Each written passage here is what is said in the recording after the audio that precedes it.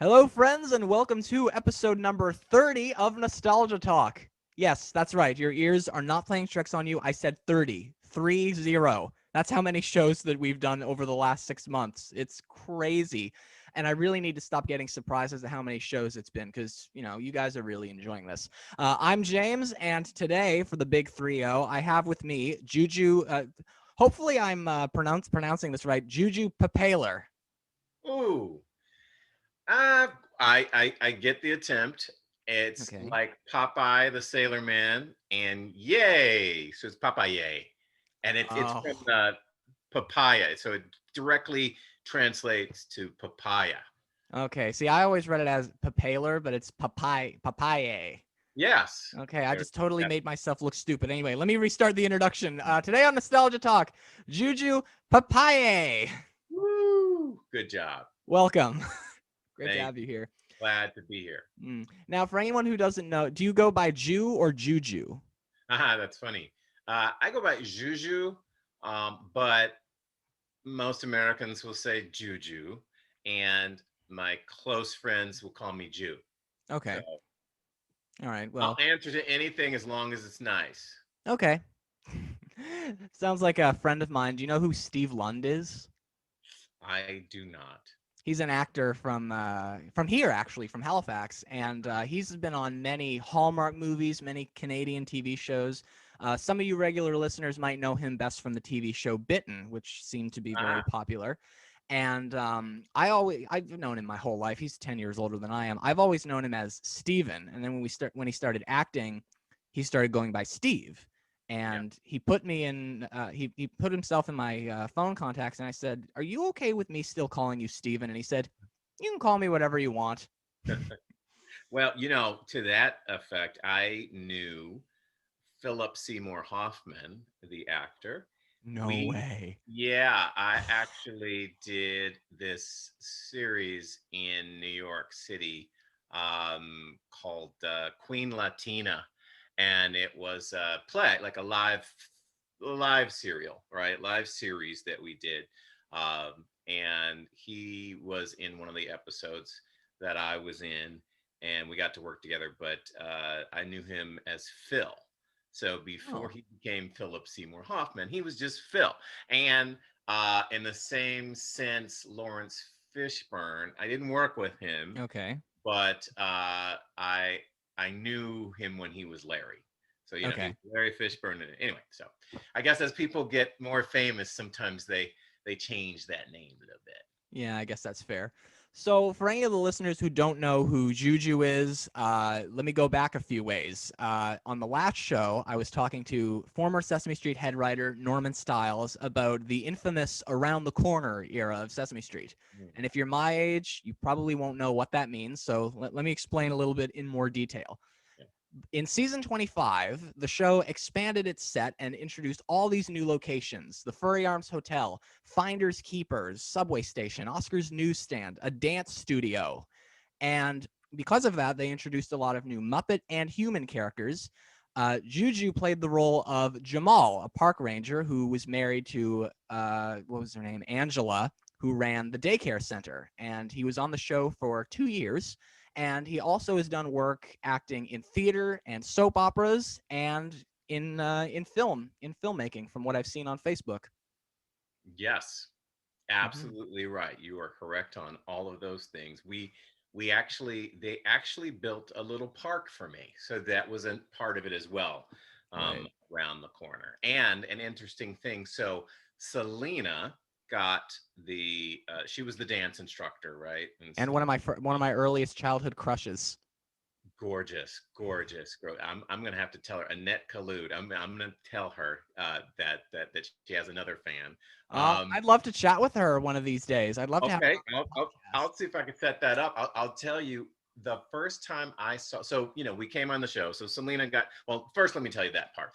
So Okay. Selena got her name. Angel became Angela. Right. So I was like, oh, cool. Everybody's getting. Ruth Buzzy got Ruth. Everybody got their names, and I was like, okay, what am I gonna get? They were like, sorry. you're not gonna get your name. But it's so crazy because the librarian is the one who did the research, and she said, so this is what we found. She goes, Jamal is the most popular African American name, so we're gonna give you Jamal. And I was like, I don't know any Jamal. But okay, Mm. cool. So that's how I became Jamal. But back to Selena, or Annette Collude. Oh my gosh, I went to see her in uh, a matinee for Miss Saigon, Ah. and she pulled tears throughout the piece. I mean, this is, on Broadway, okay? She's crying. Her voice was incredible, just incredible. Hmm.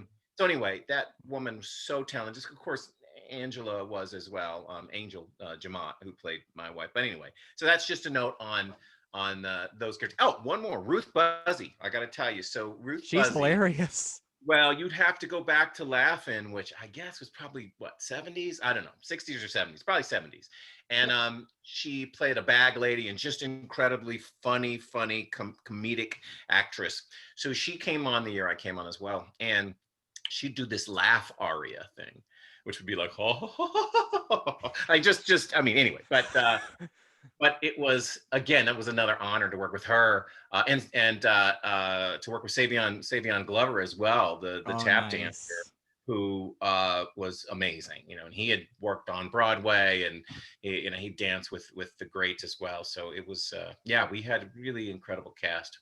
Mm. And still got a pretty good one now. I mean, some of the original cast like Gordon, Susan, Maria, Luis, they aren't really on the show anymore, but the cast that they've got, I'll be honest, there are people who are like, "Oh, the new Sesame Street's not as good." I find it kind of charming. Yeah. To be honest, it's probably sad, but you move on. I mean, I've had so many other things happen, but I haven't really sat down to watch it in years. Every once in a while, somebody will send me a rerun of mine, but I haven't. So I couldn't tell you how it had evolved. When I heard HBO was taking it over, I was a little afraid because Hmm. it was built as a nonprofit, and it was created to help with Head Start, to help poor kids, primarily in the inner city, learn English. And it really helped, with people who were marginalized, people who came over and English was their second language. I mean, it really helped in a lot of ways. Now, it was $100 million nonprofit when I was there, which is pretty Jeez. incredible. Hmm. Um, but I'm just hoping that it's going to HBO doesn't change that spirit. If it becomes a for-profit entity, I can imagine that some of the soul might be lost. To the listeners, what do you guys think? So let's get right down to business, which Yeah. also is a rap song from the 2000s. Let's get down to business. Okay. Okay. Mm. Nice. And speaking of rap from the 2000s, if you're here from the Nostalgia Talk Facebook page, link in the description, that is correct. I am doing another Nostalgia Talk trivia night. I mean, Juju, you knew that already. We had a preliminary call last week, and I kind of told him about everything that had been going on with this podcast. So Juju was the first person to actually be aware of this. But Right. I am going live next Friday, May the 28th, for another trivia night, this time on music from the 2000s. You never know what you might hear. So maybe if you're my age, I'll bring back all kinds of great memories for you from your high school, junior high, or elementary school years. I was a kid in the 2000s, so You're making me feel old. I've done that many times to many people. Okay, so from our call last week, Yeah. you had told me a little bit about some of your earliest influences and what you'd wanted to become, and I remember you had mentioned that acting was not on the top of the list. What did you aspire to want to become? I aspired to want to be the man my dad wanted me to be. So I would have become anything he wanted me to become. And at that moment, I was on the track to be a doctor, and Mm-hmm. I was highly influenced by my father. Um, and so that was, yeah, that was my path. I think I think I could have gone. I think one of three things would have happened. Apparently, acting really wasn't in the plans at all. However, when I was 14, I represented the US and France playing soccer. So I think soccer could have been a path for me. Um, so I think it was going to be soccer, medicine, or acting. And acting only happened because I quit soccer in college and I had all this extra time. So I started taking acting electives for fun. Then that led to me making money doing commercials on the weekend. And when you're in college, it's always nice to have a little extra money. And Kentucky Fried Chicken training films, I did that as well. Oh, And nice. that led to a National Drug Free America commercial. The woman came in from New York to Louisville, liked what I did, and said, if you come to New York, I'll manage your career. And my third audition was with Sesame Street. So the whole thing kind of fell out of the sky. And I guess it was meant to be. Okay.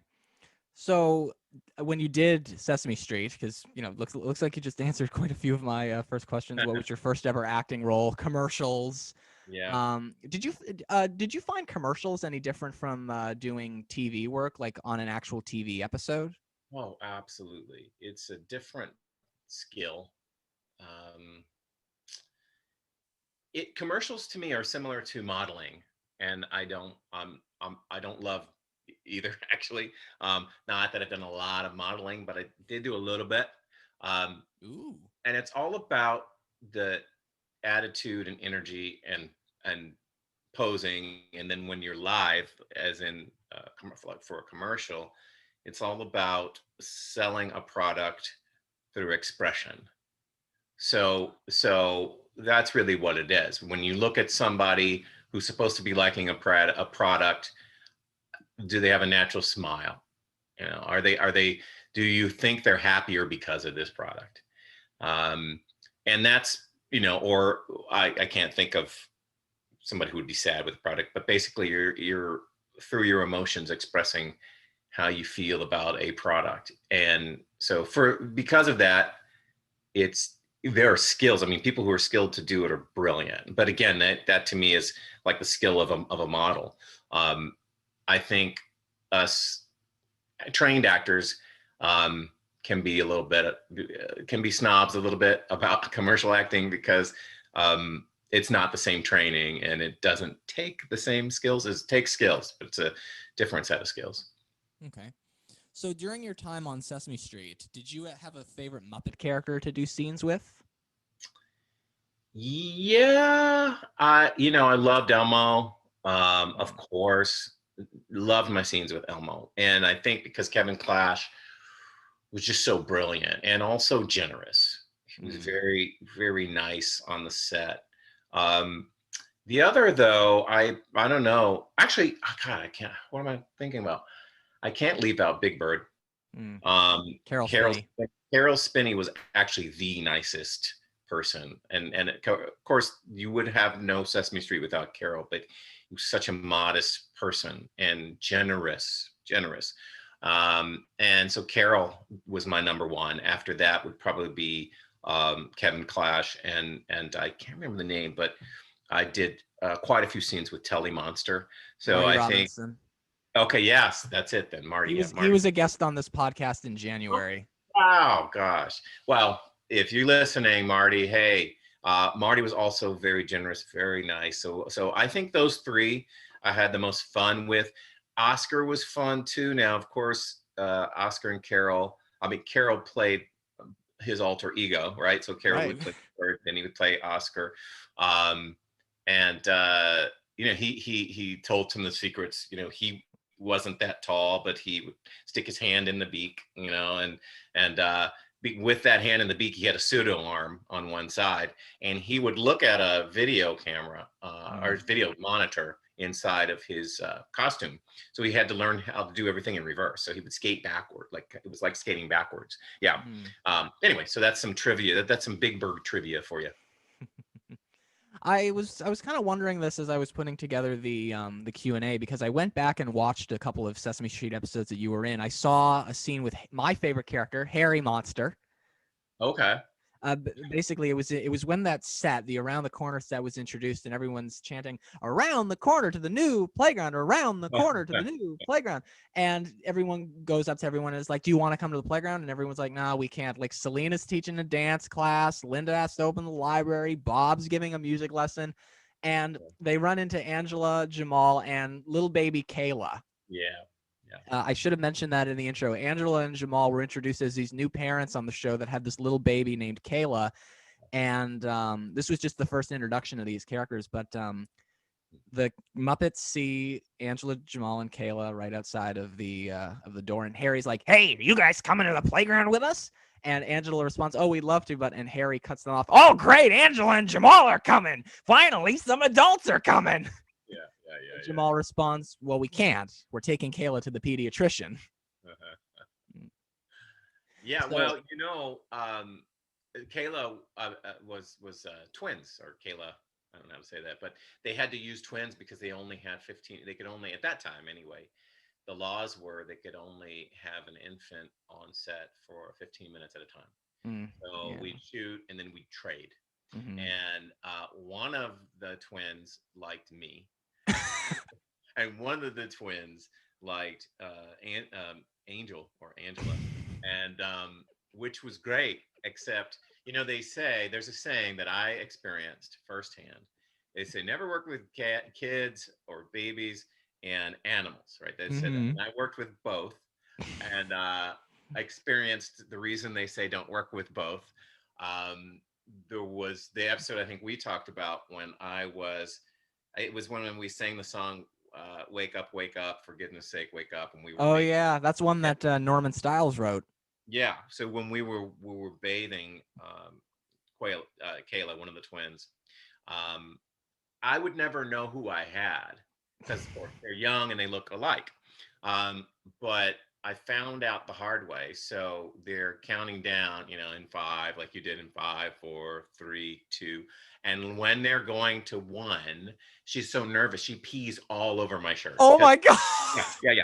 Because she's naked, and we're going, it's about us bathing her, right? So, Mhm. anyway, so yeah, so I experienced that. And then I was letting a dove go free one day. Like, I think some of the Muppets, I guess, found a dove in the park, and we helped heal it.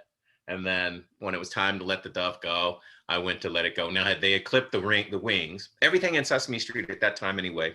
We shot at Kaufman Astoria Studios, Yep, and still there. yeah, and well, I'm saying this. They're still shooting there at that set. Yep, they are. Oh, okay. So everything at that point was real up to 10 feet. Mm-hmm.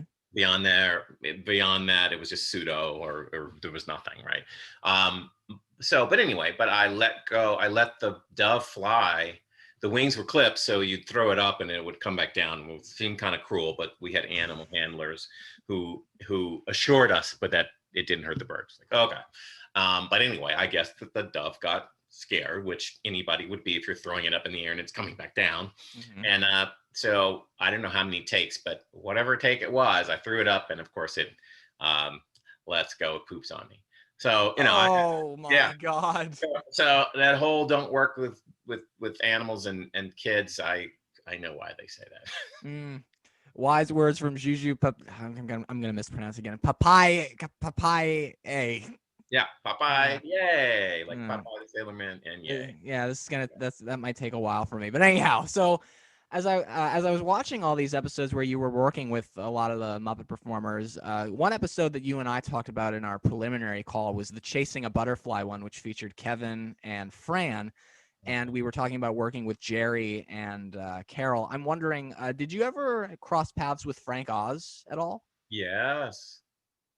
And of Okay. course, he's a legend. Awesome, awesome. I'm trying to remember what he played when I was on there, because he's played so many. But um, I did work with Frank Okay. Wasn't several sure.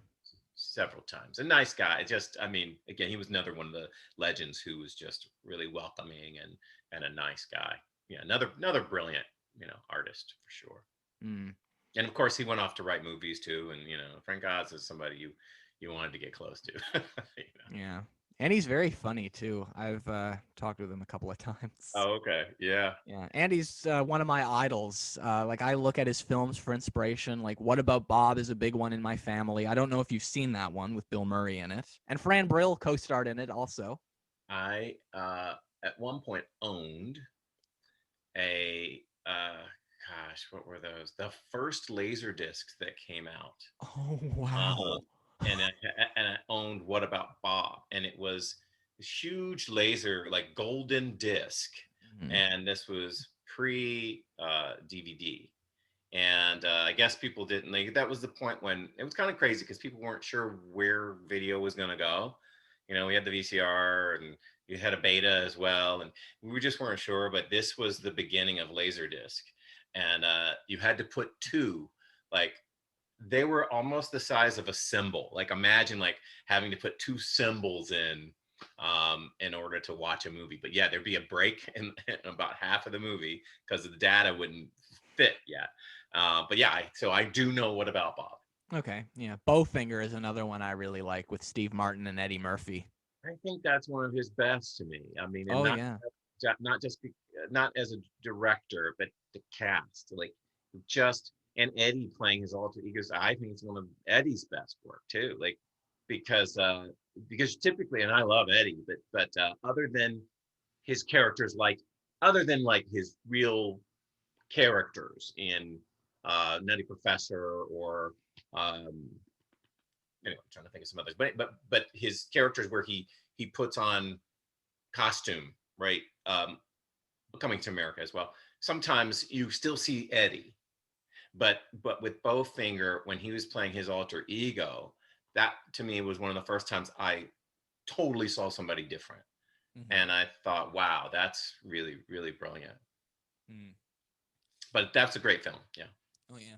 Speaking of celebrities, during your time on Sesame Street, I know you and I talked a little bit about it, but do you have any celebrity stories that you'd like to share with our listeners? Hmm. Um. You know, again, the people I worked with, I felt like were celebrities because I grew up with them. Um, I the thing that I think was one of the highlights still to this day of my life was singing in a special with Harry Belafonte. That to me was because my dad was Haitian. My dad has passed away. He was Haitian, and so I was introduced to all types of music. Mom sang opera, so I had a wide range, right, of musical interest. But Belafonte was one of the performers we would play at home. Lime in the Coconut, and it was that was he was somebody I really looked up to. So to sing in a special with him was one of the highlights, if not the highlight of my career so far, just because he was such a legend. Mm. You mentioned that you used to watch Sesame Street when you were younger. Did you ever watch The Muppet Show? Of course, yes. Okay. Did you ever see Harry Belafonte on The Muppet Show? Probably. I mean, He did a version of Turn the World Around with all the Muppets. okay. Wow. Yeah, yeah. I probably did, but now we're starting to go way back in my memory, and only once you get a certain age, there are just little um morsels of memory that you kind of hold on to. The other stuff is in there somewhere, but yeah, you don't remember it all in that way. But I yeah, I know he was somebody I used to watch when I was young, whenever we could watch him. Okay. The special that you were talking about, was that the musical celebration special?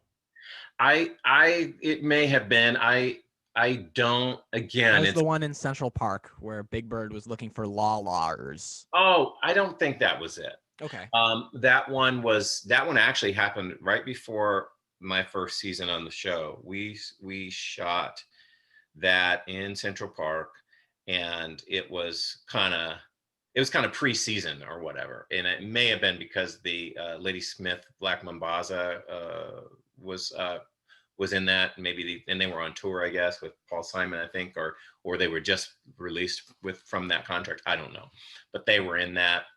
And so I don't think Harry was in it. He may have been, but I don't think he was. I think it was. I don't think. That's why I was confused. Yeah, if I recall, he was. We were dressed up. Like I think I may have been wearing a suit. But anyway, I don't remember. I just remember that, um, and that's sad because there are things uh, that I wish I would have said, okay, I've got to remember this. But your life, your life's moving, and you don't know in the moment what's coming. And so because of that, you just focus on the next thing and the next thing. And that's what a lot of actors do. They're always thinking about, okay, what's my next thing? Okay. And I was no different. Mm-hmm. That particular special, getting to do that in Central Park, that must have been pretty cool. The thing that I mean, I remember the whole special. What I think of it as, it was like a little. Not only was it an anniversary special for Sesame Street, but it was kind of like a nice little tribute to Joe Raposo, who was their music director for a long time. He wrote the theme song. He wrote "Batty Bad," "Doing the Pigeon," "C is for Cookie."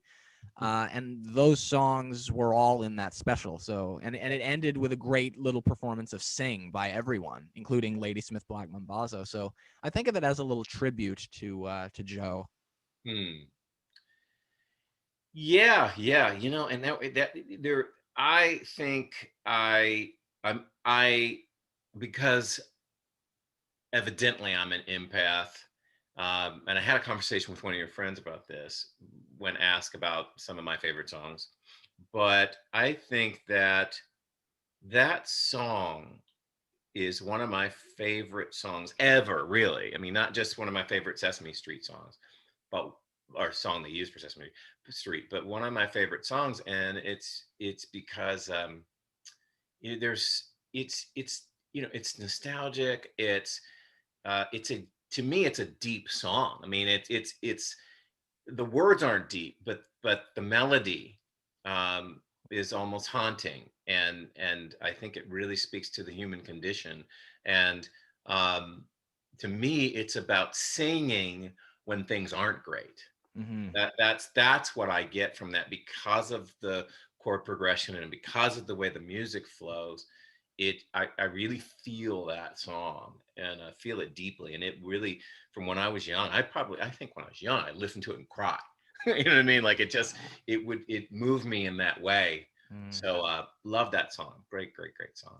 Yeah, there was one song on that special that actually is like that for me. It's one that Jeff Moss wrote. "I Don't Want to Live on the Moon," Huh. which Ernie sang. Do you know that one? Well, I'd like to visit the moon on a rocket ship high in the air. Yes, I'd like to visit the moon, but I don't think I'd like to live there. Yeah, I don't remember that one. Okay, Um, lovely song. the gosh, what's the name? Another one that I used to play over and over again, and that moved me to, was Elmo and the something moon. Lavender. Is that it? Yep. It's a group out of LA, I think they're, Latino group. yeah, Los Lobos, I believe they're Yes, called. that's it. Yeah, Los Lobos. Uh-huh, uh-huh. Yeah, I remember that song. That song, it's the way that song flows, but it's also the way they shot it. I mean, Yeah, they shot it pretty good. Yeah. yeah, but when the video of that, they they did a good job. I mean, it's the lighting.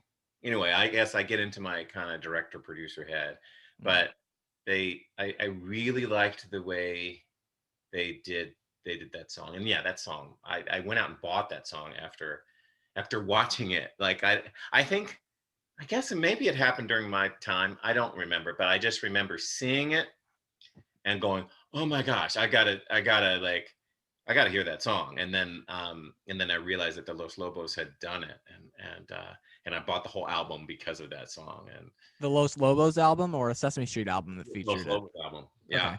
yeah, because I knew it was inspired um, by a real, well, not a real song, but a song that wasn't about Elmo. Mhm. Right. Since we're talking about the music of Sesame Street, I wonder if you ever crossed paths with Dave Connor, their vocal coach. Did you get to know him at all? Probably. Okay. I don't remember by name, but Okay. uh, probably I know that I wrote so before I left Louisville, I to for New York. Hmm. I had also co-written 80 songs, and at that, or not co-written, sorry, copywritten 80 songs. And so my manager didn't know if it was going to be music or acting, but acting just happened to take off before anything else.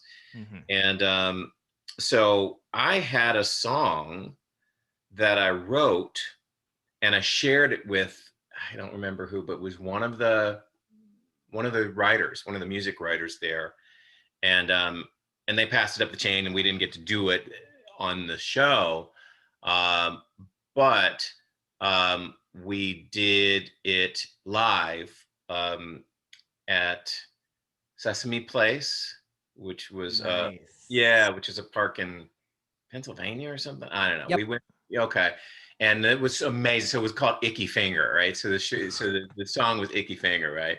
And it was about a boy who lost his pinky while playing in the sand, and basically his finger got so dirty that it was just a thing about, got to wash your feet, got to wash your toes, don't forget your knees, elbows, don't forget your nose, icky finger. So it is that kind of thing, right?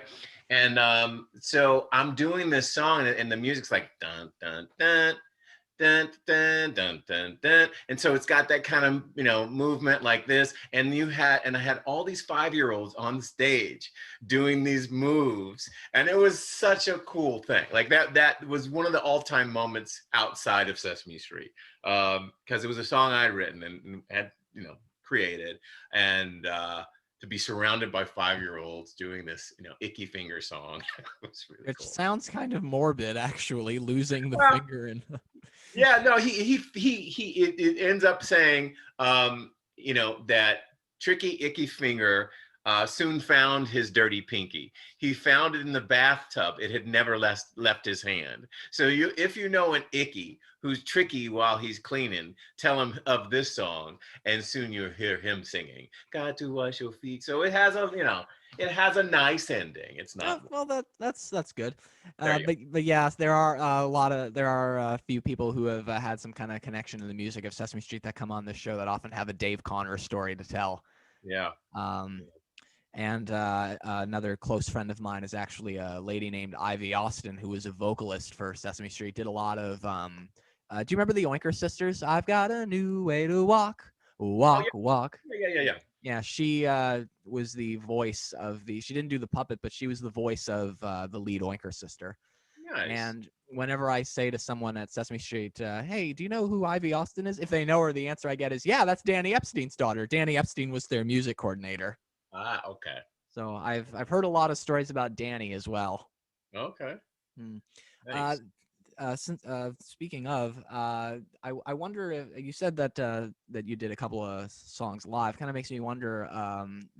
Somebody was asking me about the a cappella version of Doo Wop Hop that you and Annette and Angel and the Muppets did in Yes. the musical celebration special.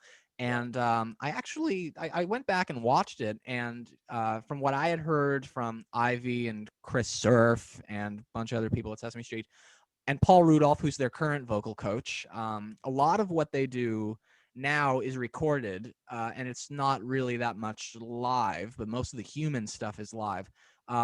Was the Doo Wop Hop a cappella thing live? No, no. Yeah, that's interesting. I hadn't thought about that for years. So we shot it in the summer, or we Mm-hmm. shot it before, maybe it was summer, but it was before the season started. And I do remember we had to go into the studio before.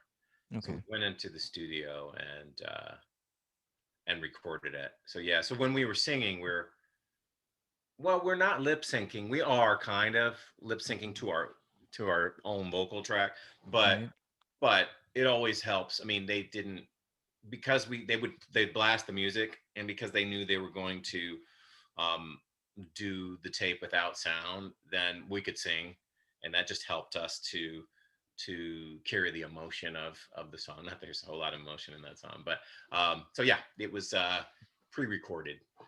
Okay, cool.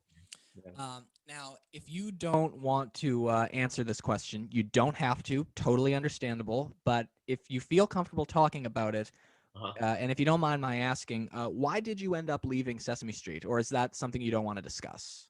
Yeah, it was really interesting. I mean, the industry is political.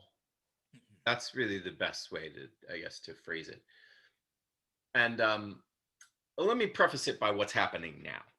So flash forward all these years, and I wrote, produced, directed um, um, by Design, which is my TV show, which you can see on Amazon. So shout out to anybody who has an opportunity to see our pilot episode On Amazon Prime? on Amazon Prime and Roku. Cool. I'll be sure to check And it out. it was 5 stars for the longest time. Then we had something talk about politics.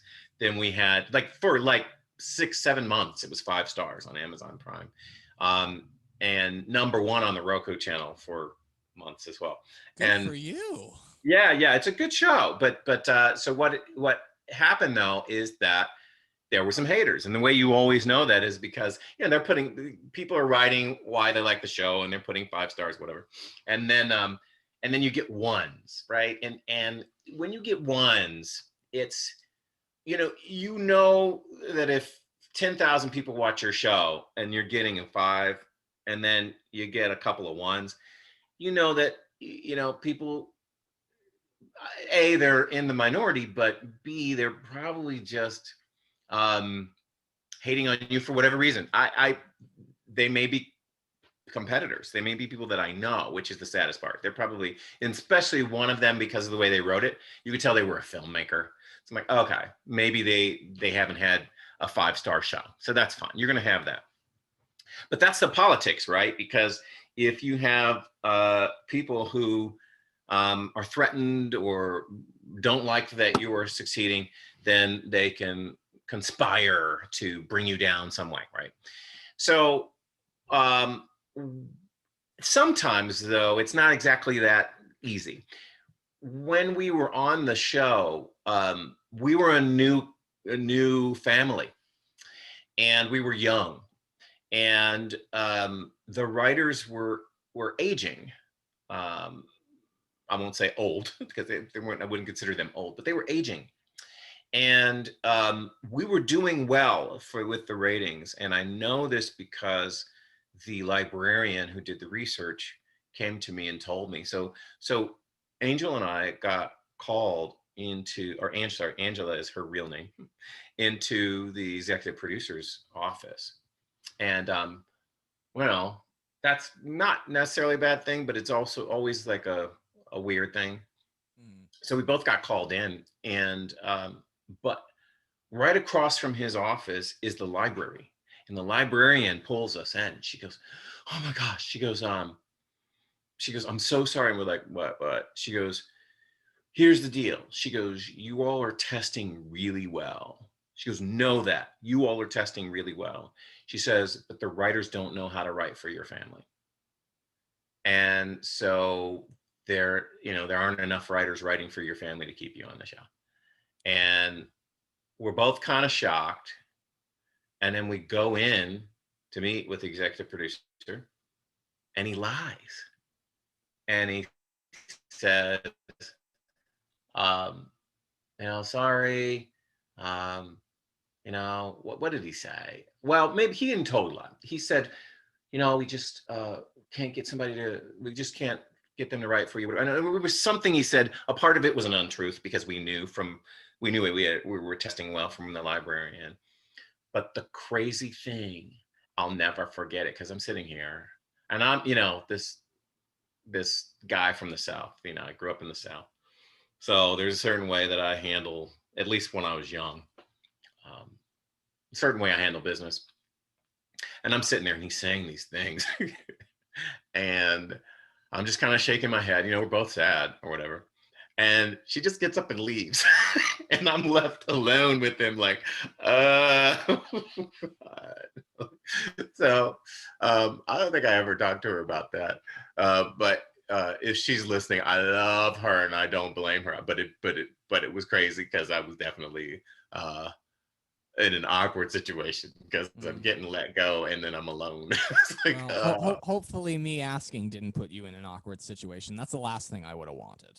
no. I mean, at this point, if there's nothing, if the executive producer heard, I think he would agree, so there's nobody it could really hurt. And because I'm shooting my own things now, thank God, it doesn't matter. Yeah, that happens a lot when it comes to Sesame Street characters. They just can't think of it. There was one character, Sam the Robot. Do you remember that character? Kind of, yeah. Okay. He was this machine that one of my favorites was Luis was fixing a toaster, and Sam, being a mechanical thing, fell head over heels for the toaster. And so that was basically it. He would frequently mess things up, and that was his character. And the writers just couldn't think of anything else for him to be doing. Yeah, I saw some video. Was it the 50 retired Sesame Street characters? Maybe it was. It was something. Those like are good. Those are good videos. Yeah. Shout out to Colin Looks Back, which is the person that put those videos together. Those are very well done, very well researched. I was very impressed by them. I learned a lot. Yeah. Well, and I'll tell you, to what we're speaking of, I'll tell you the thing that I've learned. I was forced into learning it, but also what I also observed it. The most successful people I know keep moving. Movement creates opportunity.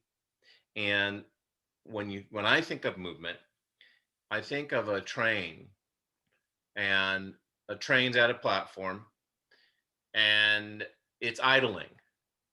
Now, some people will wait for a conductor to come.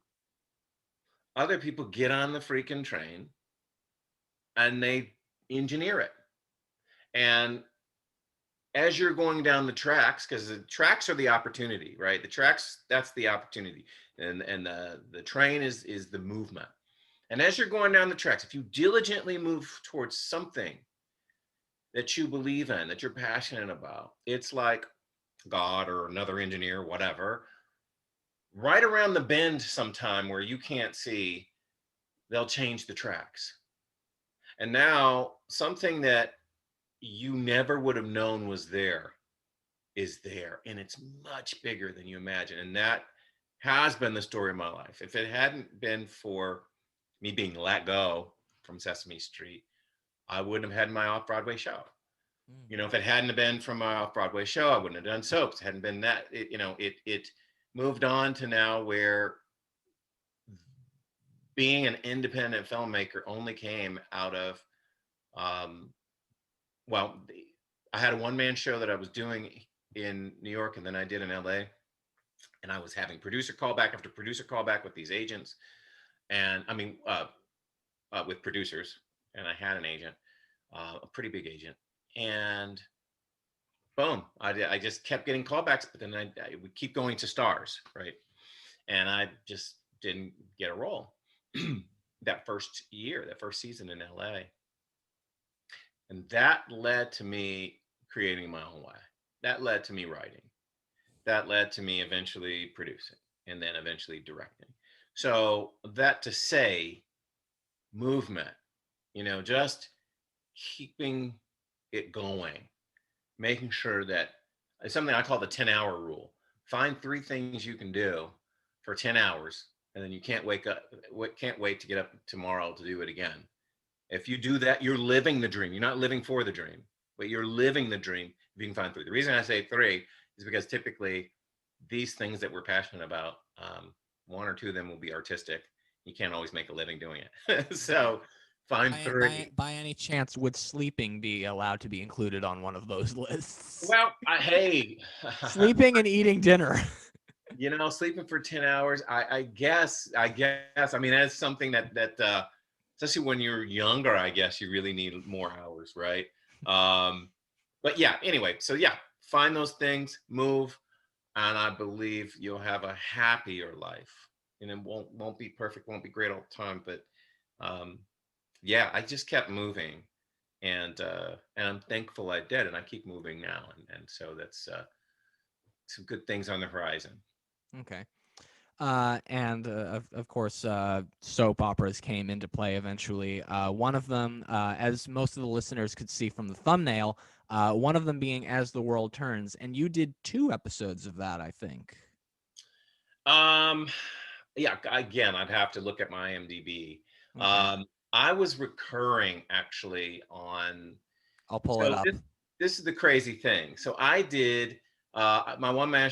My it was a two-person show actually off Broadway at the time called Spoon Bread and Strawberry Wine. Hmm. And during that show, the exposure was incredible, and I had um, two different one casting director and then one executive producer who came to see the show and literally was asked to come in to do general audition just from my two-person show, just from the off-Broadway show. And both of them had me on then as recurring. So on one show, and in one show, I actually played different roles. Like one, I was a police I officer. think that one was As the World. One, I was a I've got your IMDb page up here on my phone, and it says that you were a cop on 1 episode of As the World Turns. You were in 2 episodes of Guiding Light. yeah, yeah. Well, that's not exactly true. Those were the ones I could find. So Okay. when you're going in to put your credits on, then there are some that are listed and some that aren't, especially because that was so far back. So I was actually recurring. So Okay. so I may have been five five times, seven times on either one of those, but probably a combination of 10 to 15 Oh, because okay. they'd keep bringing me back. But the problem if is that we're talking about the 90s. So if you wanted to go back now to find your episodes of a soap opera, good luck. And I mean, I tried, but all I could do was find those episodes. So that's why it shows those episodes. But the other part was I had no way of remembering like which episodes I was in, and they didn't keep track of it the way now we can just Google stuff. Um, but it was much harder to find. So yeah, it was I was well. So one of them I was a cop recurring. One I was an EMT recurring. Right. That I think that one was Guiding Light. Okay, and then another one I was I was two things. I was like a student too. It was weird. So like I was a student and recurred in one, as well as something else, and I don't remember which one it was. But so somehow somewhere in this during the season, I they switched me, which is like all right. So now I'm if you hopefully you don't remember I was a student because now I'm a cop. Like or and sometimes what would happen is you move up, right? Like and that's what we wanted when we were at that time. We wanted to move up, so we might you might be a student in a classroom, right? And you're basically background, you're like a featured background, you're going to be on anytime they have that episode. And then all of a sudden you think, okay, I want a day play, I want one line, I want a day player, I want this. And then eventually if you can get recurring, that's great. So yeah, on both of those I recurred. And uh yeah, I wish I could find all of the episodes, but I did pretty good to find any. Mm. Yeah. So before we wrap up, a quick little question to finish up. What are you working on right now? Any new projects in the works? I know about the one on Amazon Prime, but anything Yeah. else happening? Anything else new going on? So the one I can talk about two other things. So Okay. there is a horror film called Sticky, and Oh. yeah, and a friend of mine is the number one casting director in Dubai, and she also works in Saudi Arabia, and she really likes a lot of people like Sticky, the script, but she has just started to send it to talent. So if that happens, then 2022 we'll shoot something in the Middle East. Okay. It will be an international film. I mean, that's the great thing about horror. And it's so basically it's set in an international school. That way, I Oh, can get away with having people of different cultures in the same movie. But the beauty of that, of course, is it will help it sell around the world if we can get everything pulled off. So that's the current thing. Aside from by design, we are looking to do more episodes of that. Um, but the other thing that is in the works right now, I just signed with a development group, a development and mobile app development company. Um, I designed a mobile app, and the app is designed to reduce response time during emergencies, including mass shootings. And it's also, yeah, it's also designed to de-escalate conflict between civilians and police officers during traffic stops. So two of the most uh, vital issues to American society will be addressed with this application, and so they're excited about it, and we're excited about it too. So that's it. You know, I moving, right? I'm always moving, and I dedicated my life 15 years ago to doing projects that affect change. So whether I'm writing a project or whether it's an app or whether I'm working with youth, um, I do things to affect change, and they happen to make money. And so that's amazing. that's what I do with my life now. Yeah. Amazing. So, Juju, thank you very much for coming on Nostalgia Talk today. Is there anything else you'd like to say before we get to my least favorite part of the show when it's time to wrap up? No, I thank you for the time, man. It was great to meet you and get to know you. I think you're really talented, and you've got a Thank good you. show. So Thank you. yeah. So I'm anticipating the best as you go forward. Awesome. Well, to the listeners, you and I have been talking about 90s Sesame Street. Stay tuned for the next episode featuring Norman Stiles' successor, Lou Berger.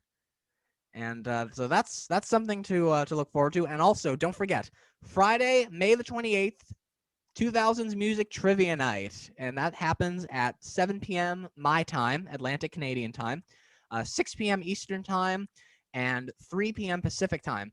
You never know what I'm going to be talking about. Maybe it'll be a little bit of Simple Plan, Cassie, Rihanna, Britney Spears, Linkin Park, Backstreet Boys. Who knows what's going to come up? But stay tuned, and I'll see you then. Peace.